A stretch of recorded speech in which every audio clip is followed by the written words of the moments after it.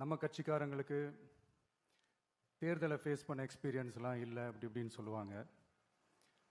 நம்மளுடைய வேட்பாளர்கள் எல்லாருமே ரொம்ப சாதாரணமான குடும்பத்திலிருந்து வந்திருக்கிறாங்க. அவங்க பின்னாடி பெரிய பேக்ரவுண்ட்லாம் இல்லை அப்படி இப்படின்னு சொல்லுவாங்க. நான் அவங்க எல்லாருக்கும் ஒன்று சொல்கிறேன். ஒரு எம்எல்ஏனா எப்படி இருக்கணும்னு நான் சொல்கிறேன்.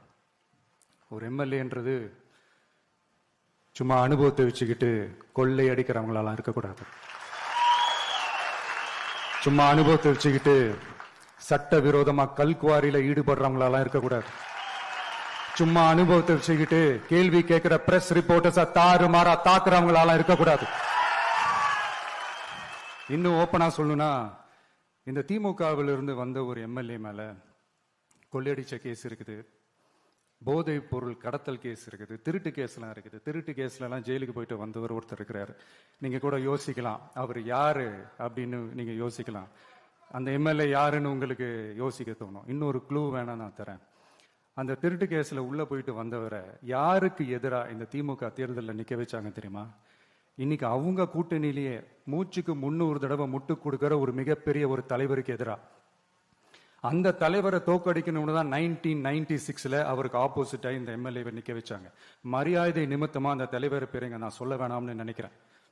ஸோ இப்படியெல்லாம் இருக்கிறாங்க எம்எல்ஏஸ், நான் லிஸ்ட் போட்டு சொன்ன மாதிரி. ஆனா எம்எல்ஏஸ்னா சும்மா இல்லை, ஒரு தொகுதிக்கான அந்த மக்களுக்கான எல்லை காப்பாளர்கள். அப்படி இருக்கணும். களத்துல மக்களோட மக்களா நிக்கிற மாதிரி ஆளுங்களை தான் நான் செலக்ட் பண்ணியிருக்கிறேன். நான் எல்லா இடத்துலையும் எல்லா நேரத்திலையும் ஒரே நேரத்தில் நான் போய் நிற்க முடியாது இல்லையா? அதனால என் சார்பா என்னோட பிரதிநிதிகளா நானே பார்த்து என்னுடைய வேட்பாளர்களை செலக்ட் பண்ணியிருக்கிறேன். நம்மளுடைய அக்கா, நம்மளுடைய தங்கை, நம்மளுடைய அண்ணா, தம்பி அப்படின்னு சொல்லி நம்மளுடைய வேட்பாளர்களை செலக்ட் பண்ணி இன்னைக்கு உங்க முன்னாடி நான் ஒப்படைக்கிறேன். மக்களே, அவங்கள எம்எல்ஏ ஆக்க வேண்டியது உங்களுடைய பொறுப்பு.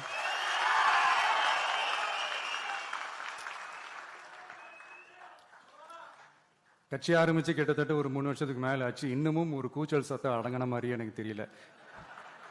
விஜய்க்கெல்லாம் என்னப்பா செல்வாக்கு இருக்குது, கூட்டத்தை வச்சு சொல்றீங்களா? அதெல்லாம் வேடிக்கை பார்க்கப்படுற கூட்டம்ப்பா. கூட்டம் வந்துட்டா உடனே ஒரு பெரிய ஆளா? கூட்டம் ஓட்டா மாறிடுமா, ஓட்டு சீட்டா மாறிடுமா? அதெல்லாம் எப்படி மாறும்? அதெல்லாம் மாறாது. இப்படி வன்மத்துல கேள்வி கேட்கிறவங்களுக்கு நான் ஒன்னே ஒன்று சொல்றேன்.